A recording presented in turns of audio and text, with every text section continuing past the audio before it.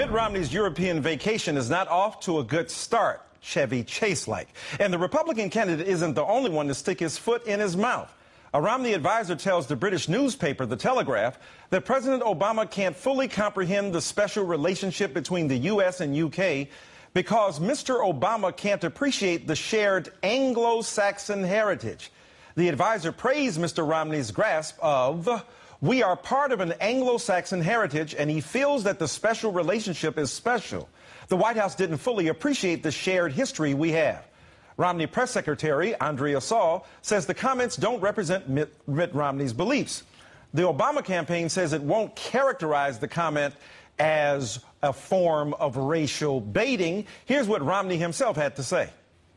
So I'm not sure who this person is, but I can tell you that we have a very special relationship between the United States and Great Britain. It goes back to our very beginnings, cultural and historical, but I also believe the president understands that. So I don't agree with whoever that advisor might be. Yet the Anglo-Saxon comments seem to be part of a pattern for Team Romney. Earlier this week, the presidential hopeful tried to paint the president as other. This is an ideology which says, hey, we're all the same here. It's a very strange and, in some respects, foreign to the American experience type of philosophy. So his whole philosophy is an upside-down philosophy that does not comport with the American experience. You know, a lot of us understand things differently. As author Edward McClellan points out, President Obama's mother is of English descent, making the president more Anglo-Saxon than Ronald Reagan, who is of Irish descent. Considering the president enjoys healthy approval ratings when it comes to foreign affairs, how would a Romney White House handle UK policy? According to The Telegraph, the advisors could not give detailed examples.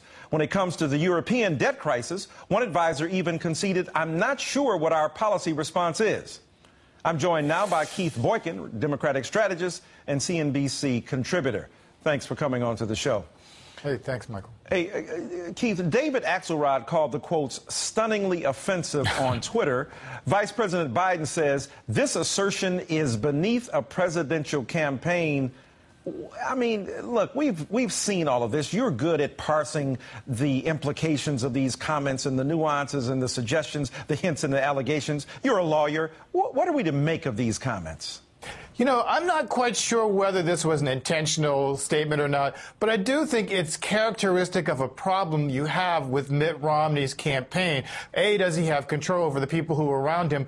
B, what type of values does he actually believe in? What is his core? And I think that's really the issue here. You know, there's been a lot of talk about Mitt Romney's flip-flops and Mitt Romney making mistakes in England this year or this week. But the real issue is, does he believe in what he's saying? Does he even have a foreign policy to articulate? He doesn't even have an economic policy to articulate. So when you have all these different confusing statements that you're leading out there, how do you expect your advisors to respond to that? Clearly there is a racial undertone that people will pick up when they hear those words, whether or not they're intended. That's something he's got to take responsibility for. I don't think he's done that. Yeah, you know, my late pastor who came up with the term, the audacity of hope, also said to me that, look, a mosquito doesn't have to intend harm to you. It just wants blood, but it can give you malaria. Intentionality does not embrace consequence. So even if his intentions are not such of a racial nature, but the consequence, of course, are, do you buy Romney's walk back because he doesn't appear to be conscious of what you just said?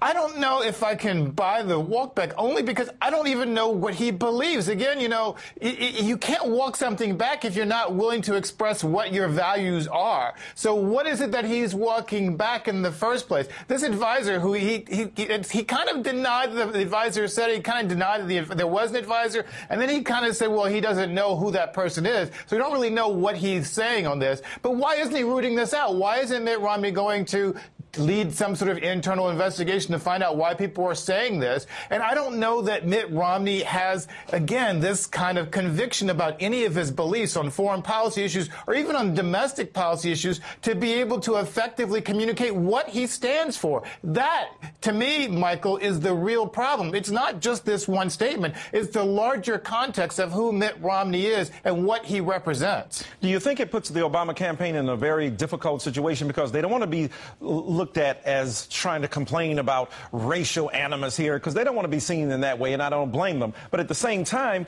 the racial consequences here are pretty apparent to the rest of us. So what do you make of the Obama campaign? They're in a difficult situation. They say it's not race baiting, but don't you see the racial subtext, and doesn't the rest of America see it?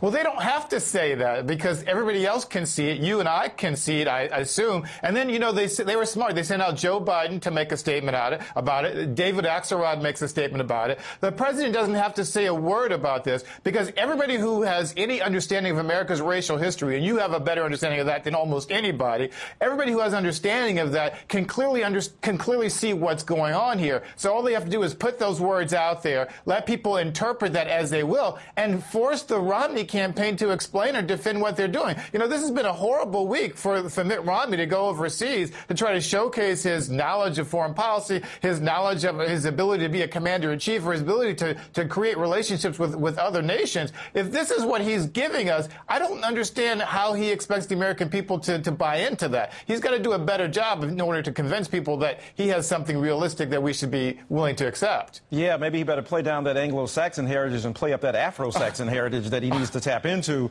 with President Obama. Keith Boykin, thank you so very much.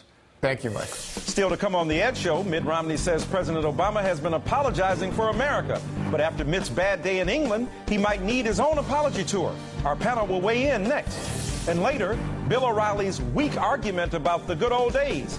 Find out why he thinks we're better off back in the 60s and why he thinks you are a serious slacker. Stay with us.